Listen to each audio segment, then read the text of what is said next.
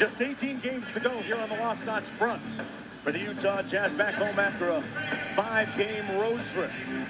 And inside Vivint Arena, hopes and ambitions for the home crew and the team, hoping to sprint across the finish line and into the postseason. That's what Donovan Mitchell is squarely focused on. Nothing wrong with a little bit of cooking from the crib at this time of the year.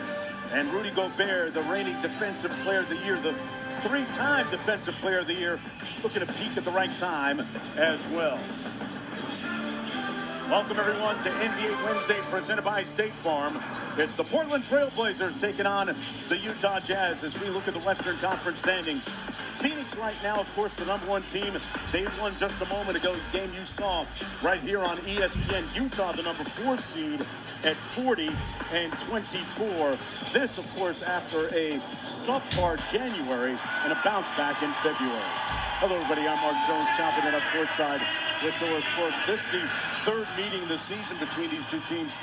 Doris, there's been so much talked about with Utah, their prolific offense, but what's kind of gone under the radar has been the great 3-point marksmanship of Bojan Bogdanovic. You make a great point. They're such a heavy pick-and-roll team. We talk all the time about Donovan Mitchell and Rudy Gobert, but around all that pick-and-roll action, you've got to have prolific 3-point shooting.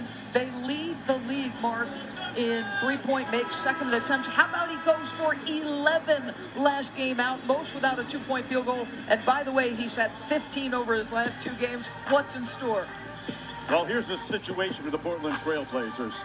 They have the easiest remaining schedule in the NBA, but a lot of work to do to catch up to the Pelicans and potentially even the Lakers at the 9th seed right now. And under the gun tonight and shorthanded is an understatement.